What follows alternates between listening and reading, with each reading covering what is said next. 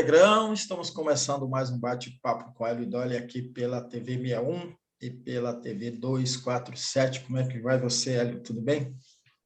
Tudo bem, Negrão? Como é que você está? Bom dia a todas e todos.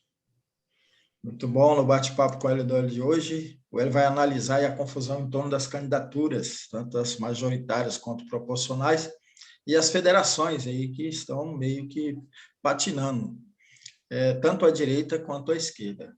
E o Hélio também vai analisar a questão dos vices, os vices de Lula e de Bolsonaro, que há ainda aí uma incógnita aí em torno da questão dos vices, mesmo do Lula, que já se sinaliza que seria o Geraldo Alckmin, né?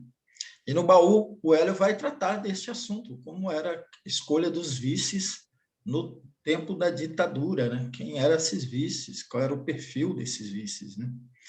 Hélio, você já tinha cantado a bola um pouquinho lá atrás sobre essas dificuldades das federações, né? Elas estavam patinando, né? Foi o termo que a gente usou. Como é que está a situação agora, Hélio? Negrão, como o Tribunal Superior Eleitoral deu mais prazo para os partidos constituírem as federações, o jogo ficou um pouquinho mais enrolado. Quer dizer, os partidos estavam correndo para chegar a um acordo no prazo inicial, que seria março. Agora, como o prazo foi estendido até maio, eles continuam discutindo, mas, ao mesmo tempo, as dificuldades elas já aparecem com mais intensidade, né? Eu acho que a gente está assistindo vamos dizer assim, uma formação pré-eleitoral, né, que mostra bem algumas coisas, mostra a inconsistência dos nossos partidos em termos políticos e ideológicos, mostra também a extrema individualização da política no Brasil, em que os debates se dão em torno de nomes, de candidatos, e dificilmente em torno de ideias, de programas, de propostas, né? É o que a gente está vendo. Você vê que toda a discussão em torno das federações, e vamos falar um pouco do que está acontecendo, mas toda a discussão em torno das federações se dá a partir de candidatos. Né? Não, mas apoiar candidato tal, o candidato tem que desistir, no estado tal a dificuldade é que fulano de tal se opõe a fulano de tal. É sempre personificado. Os problemas têm pessoas. No caso da federação do PT, PSB, PV, PCdoB, surgiu um fato adicional, que é quem vai comandar essa federação. Então, eles estão com uma discussão complicada, porque eles resolveram constituir uma assembleia de 50 pessoas, e aí está em discussão essa questão da maioria, de quem garante votações. O PT, naturalmente, é o partido maior, que é maior número de cargos, o PSB. Mas, falando em torno de fatos, né, o que nós temos hoje? Pela esquerda, o pessoal praticamente fechou sua. Está travando, Hélio? Que houve, Negrão? Deu uma travada aí. Você estava falando que pela esquerda, né? Não, Sim, desculpa. você estava começando a fazer a avaliação da composição das federações, né? Eu estava dizendo, meu Wi-Fi está bem instável. Eu estava dizendo que, pela esquerda, a federação pessoal e rede está praticamente assegurada, né?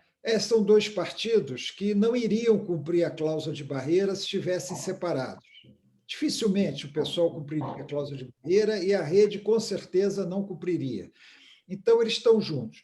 A federação PT, PSB, PV e PCdoB está em dificuldades, não só por essa questão que eu citei agora da Assembleia, de quem é que vai comandar essa federação, qual o número de representantes do PT, do PSB, mas também por causa de alguns estados em que os dois partidos têm candidatos e não querem abrir mão, e preocupação com a eleição da prefeitura das prefeituras, né, daqui a 2 anos.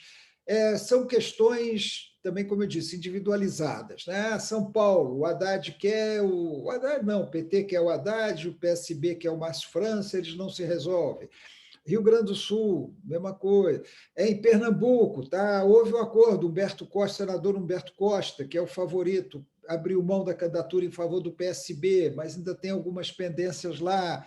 Aquele filho do Eduardo Campos, que virou político por herança, porque ele não leva muito jeito, não, está preocupado com a eleição da namorada dele daqui a 2 anos para prefeita de São Paulo. Quer dizer, Você vê o nível, né, do sujeito, né, Hélio? Que nível que chegou a política no Brasil. O cara não quer a federação porque a namorada dele quer ser candidata a prefeita de São Paulo daqui a 2 anos. E se tiver federação, dificilmente ela seria a candidata. Esse é o nível que a gente vê no Brasil hoje, mas tem vários outros exemplos, não é Exato. exclusividade deles lá. Então, o cara impede uma formação política que pode ter grande relevância para o futuro do país, porque a namorada quer ser prefeita. Bom, mas é por aí tudo. Então, essa federação, Negrão, eu acho que nós temos duas opções. Ou ela sai inteira, com os 4 partidos, ou ela sai com 3 partidos. PT, PV, PCdoB, o PSB fica fora.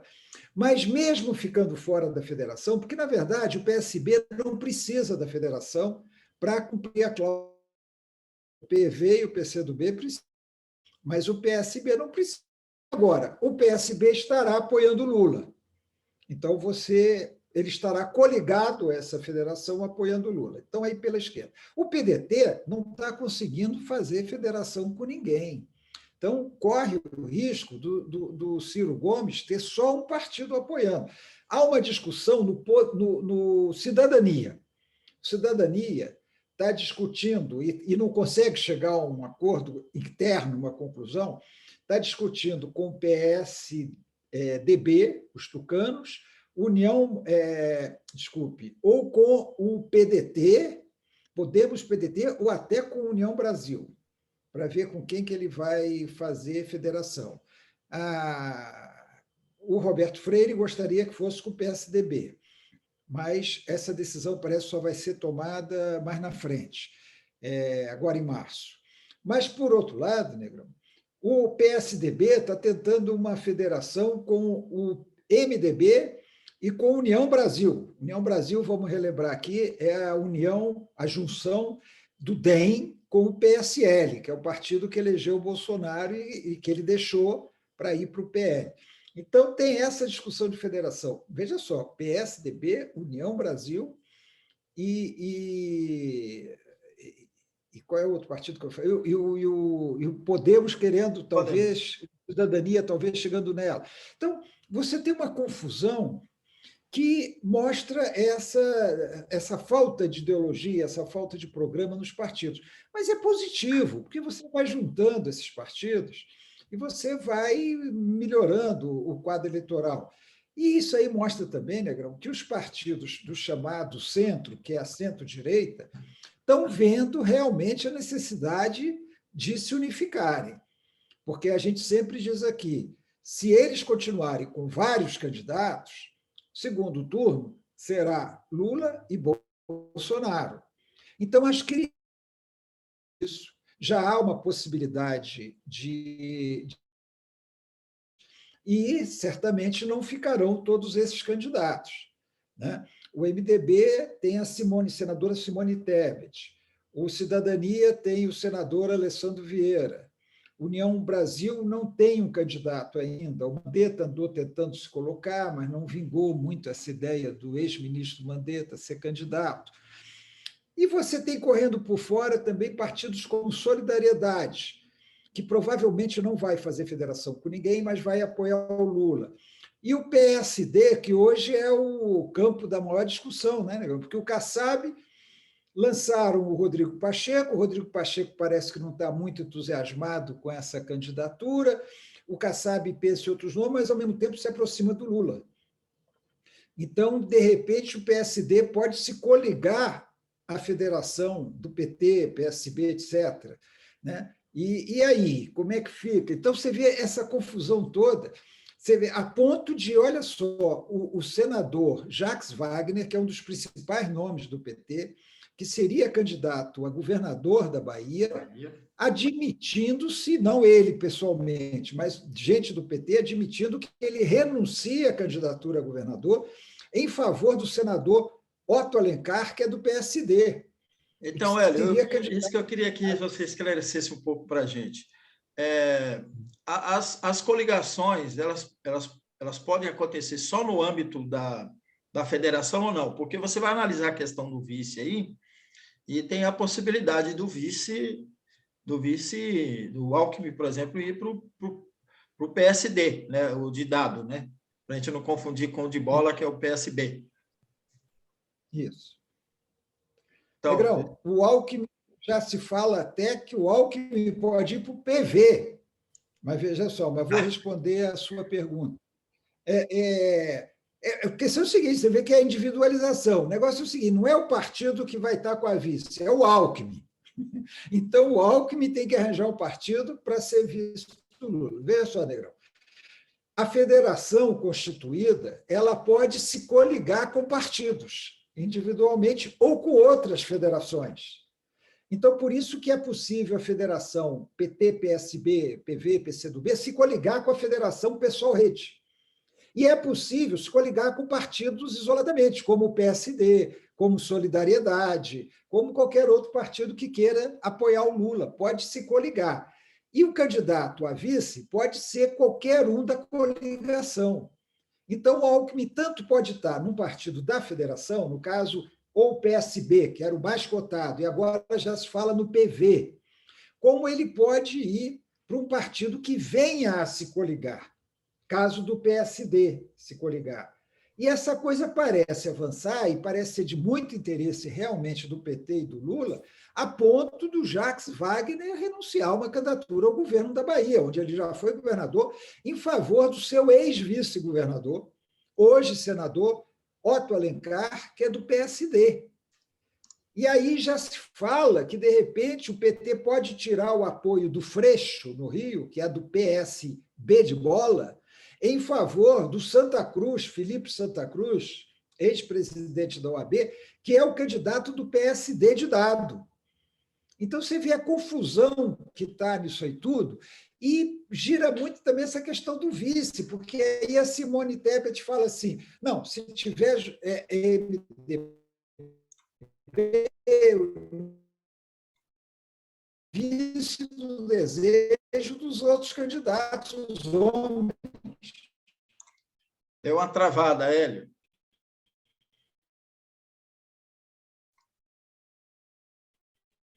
Que querem ter uma mulher.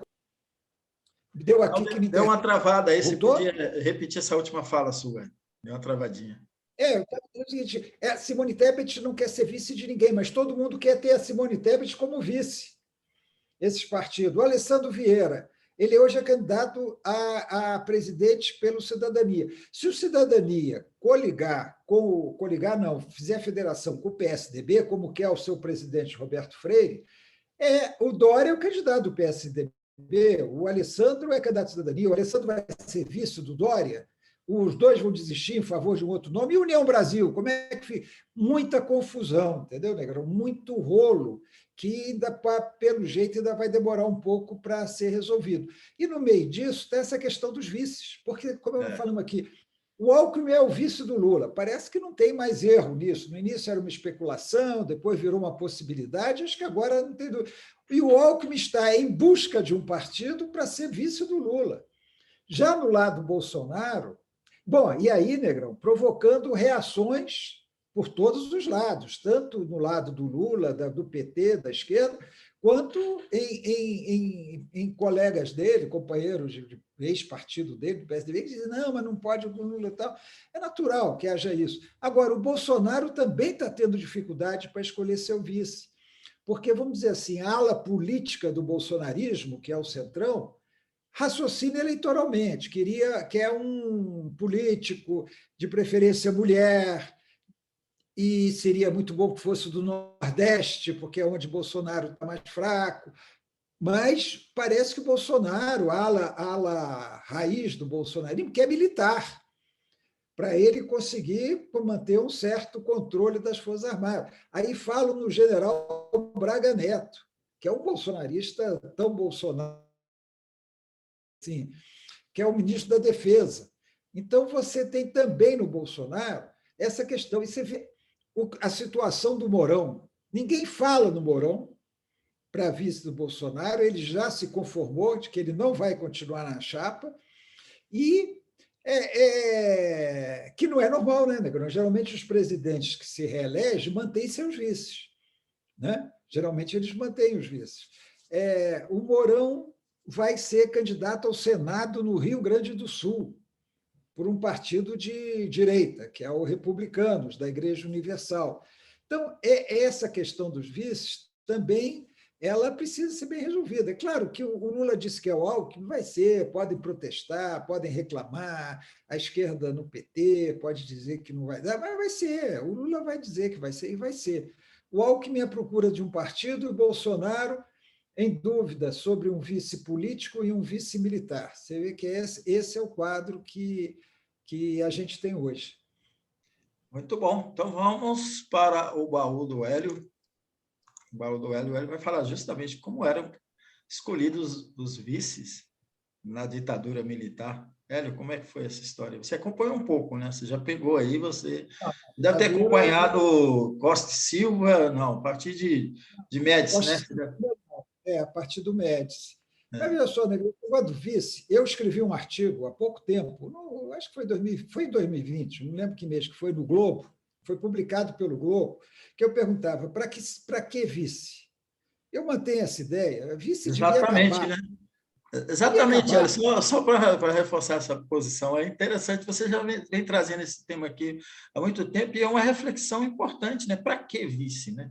Que vice. Negrão, nesse artigo, eu anotei aqui, nesse artigo que eu escrevi no Globo, eu mostrava que em 2020, isso 2020, eu não tenho dado recente, a vice-presidência custou quase 12 milhões de reais ao país, ter um vice-presidente, fora as despesas da residência oficial, fora as despesas do Palácio do Jaburu, que é a residência oficial do vice, onde tem comida, jantares, segurança, servidores, limpeza, jardim, etc, etc. É um custo muito alto. Na época que eu escrevi, só você acredita, Negrão, que o custo do vice-governador do Distrito Federal era maior do que esse. Era também na faixa dos 12 milhões de reais com um vice-governador do Distrito Federal.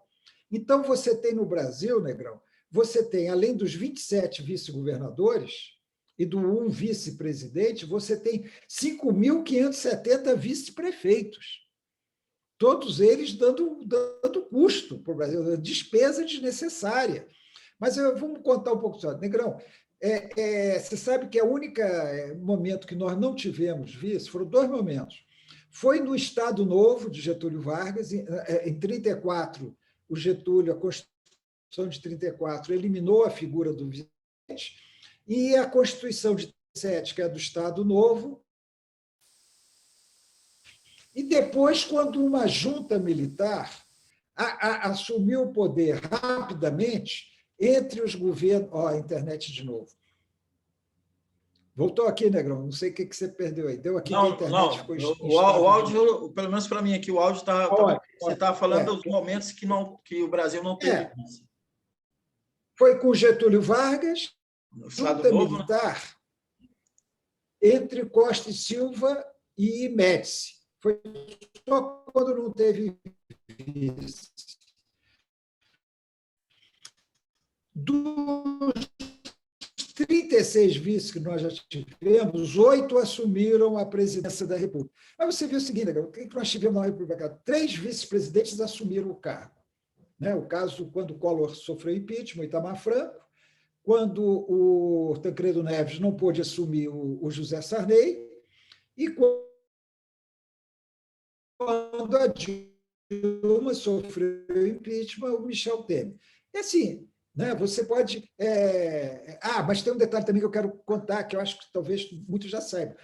Até o golpe militar, Negrão, o vice-presidente era eleito separadamente do presidente.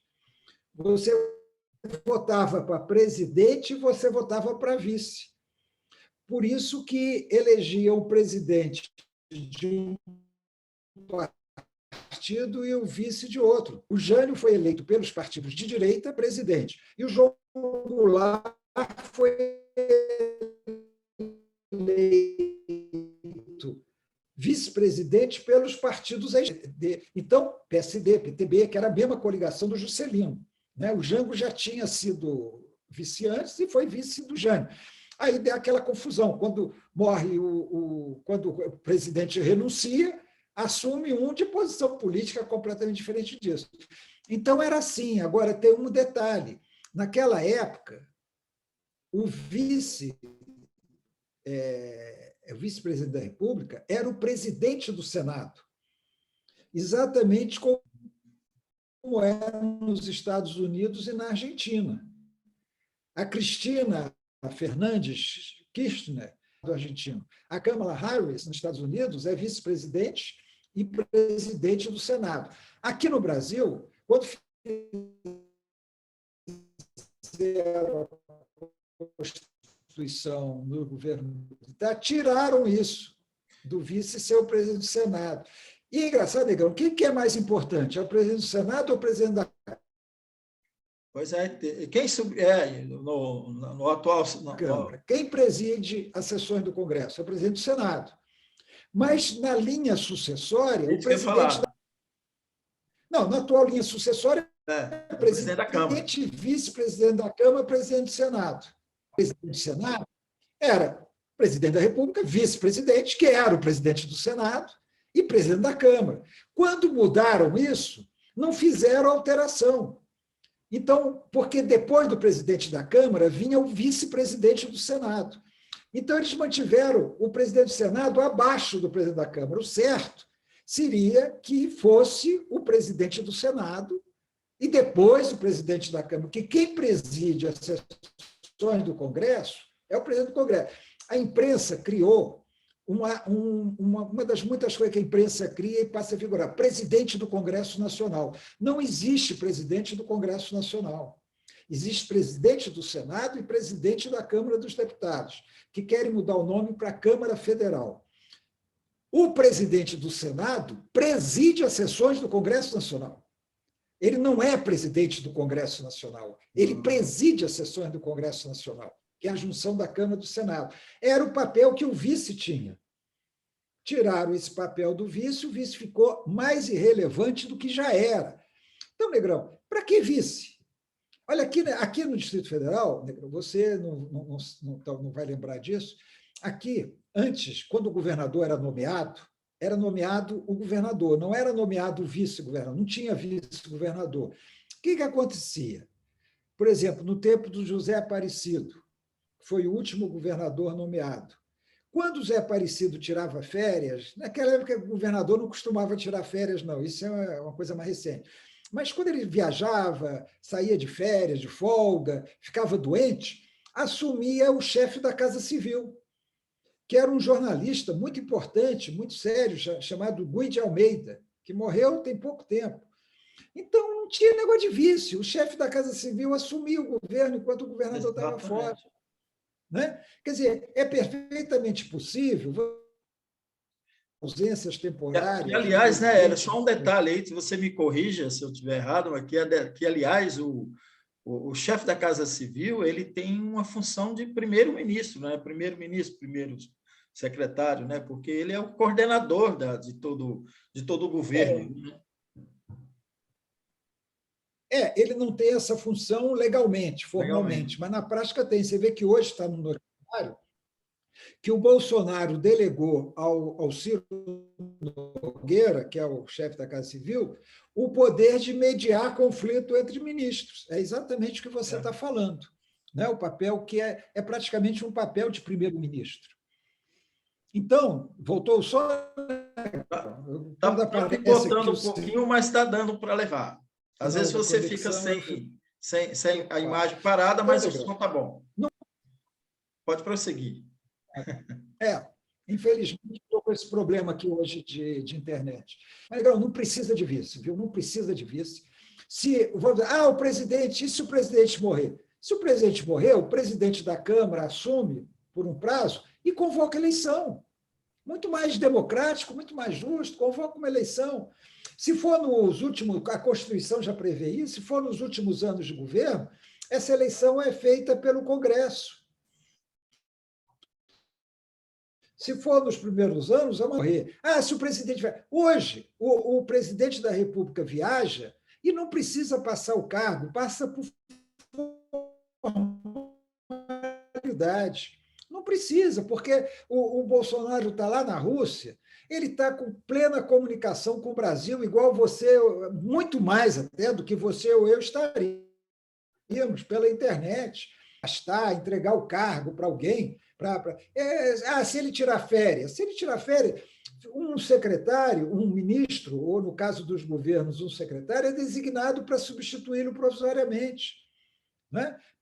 Olha, é o ministro da Justiça, o substituto eventual do presidente é o ministro da Justiça, ou o chefe da Casa Civil, pode ser quem quiser, o chefe da Casa Civil seria mais lógico. No governos locais, estaduais, Distrito Federal, é o chefe da Casa Civil. Você elimina uma despesa monstruosa, Negrão, de segurança, de residência oficial. Você tem esses cálculos, Hélio? Não, eu não fiz os cálculos. Eu peguei, quando eu escrevi o artigo no Globo, eu peguei o dado que eu tinha de 2020, que é esse que eu te dei, quase 11 milhões 600, 11 milhões 600 mil fora a residência oficial. É o vice-presidente, né? Mas é interessante porque você trouxe os 27 governadores e tem os 5.550 vice-prefeitos. Vice-prefeitos. Então, acho que é um cálculo interessante. É uma pauta boa. Se for fazer esse cálculo, eu não tenho condições de fazer, mas se for fazer esse cálculo, é uma fortuna que poderia estar sendo aplicada no Brasil, em vez de ficar sustentando um cara inútil, porque o vice é inútil. A própria Constituição diz, ele substitui o presidente e recebe missões dele. O presidente pode dar uma missão, diz, olha, eu recebi um convite para ir à posse do presidente do Afeganistão, então você vai me representando. O presidente pode fazer, mas não precisa ser o vice, o presidente pode fazer isso com qualquer ministro. Fora uma questão aí importante aí, né, Hélio, que eu gostaria de te provocar, para você analisar, que é a constante conspiração do vice contra o presidente, né? Como a gente tem. Eu abordo isso no artigo também, Negrão. Além do risco que o titular sofre de ter um olho grande ali no cargo dele, né? Outra traição, como foi o caso do Temer. O Temer traiu claramente a Dilma. Né? Não foi exatamente o cargo do Itamar. O Itamar se manteve imóvel durante o processo de impeachment. Ele não articulou para derrubar o Collor. O Itamar, em nenhum momento, articulou para derrubar o Collor, foi muito correto. O Temer foi traidor. O Temer foi traíra, né? Como a gente fala, foi traíra. Mas, veja só, o vice do Getúlio, o Café Filho, era contra o Getúlio. O Café Filho não queria a posse do Juscelino eleito, era o contrário do Getúlio. Entendeu? Então, o negócio de vice, além de tudo, da despesa, da inutilidade, e de ficar essa porcaria, Negrão, de ficar agora discutindo vice, discutindo Alckmin vice ou não vice, qual a importância disso fora da política. Política é. Por quê? Porque o vice virou contraponto do titular. Se é homem, o vice deve ser mulher. Se é branco, deve ser negro. Se é de esquerda, deve ser... A única função do vice hoje é passar a ideia de uma soma, que é totalmente dispensável. Totalmente dispensável, entendeu? Quer dizer, é bobagem, é politicagem. Não, olha, eu sou homem, então vou colocar uma vice-mulher.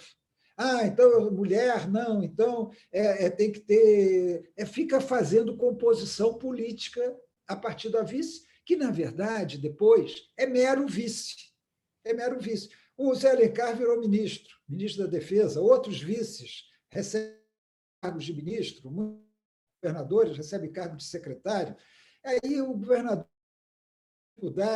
eles têm uma dificuldade de colocar o vice em algum cargo, porque não pode ser demitido de vice. E demitir o vice do cargo é complicado. Olha, você deixa de ser ministro e volta a ser só vice.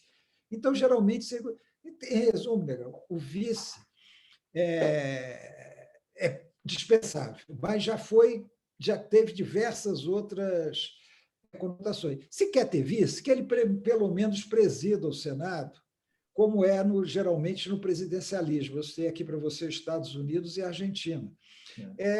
Pelo menos o cara para fazer alguma coisa, presidir o Senado e fazer articulação política para o governo, né? Ter alguma função, porque ficar só com mordomia, segurança, carros oficiais, Palácio do Jaburu, o Ascar. Aqui em Brasília tem uma casa para o vice, tem uma casa no Lago Sul para o vice. Para quê?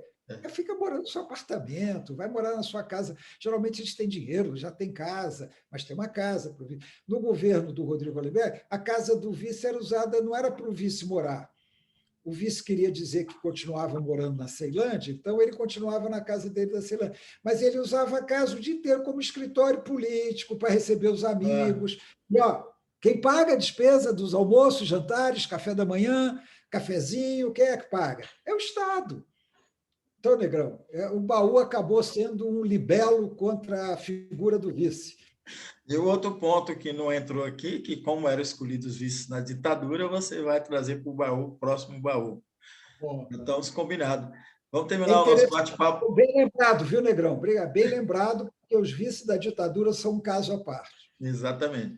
Então, a gente vai encerrando o bate-papo com a Hélio de hoje, mas antes disso, de encerrar, a gente não traz as atividades profissionais do Hélio aqui para dentro do bate-papo, mas parece que ele vai ter uma reunião importante hoje. Aí você queria comentar sobre ela, não?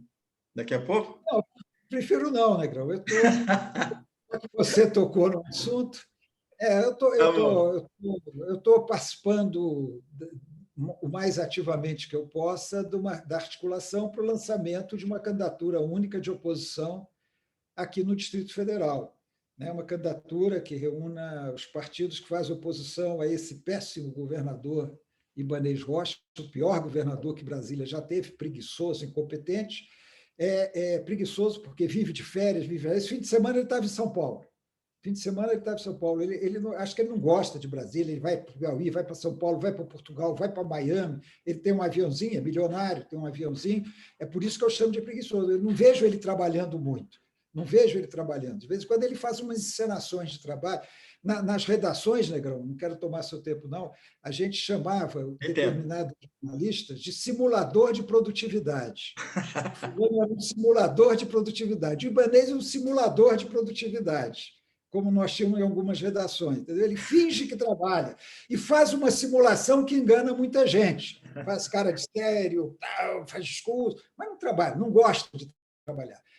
Negrão, não vou falar com quem eu vou me reunir, eu tenho feito muitas reuniões, mas a pessoa pode não gostar de eu falar agora, antes, né? Mas nós estamos articulando uma candidatura única de oposição aqui em Brasília para derrotar o Ibanez, apoiando o Lula, naturalmente. Maravilha, Hélio. Obrigado a você mais uma vez, obrigado a vocês que nos acompanharam. Ajuda a impulsionar aí o canal, ajuda lá também na TV 247. A gente volta na sexta-feira. Grande abraço para todo mundo.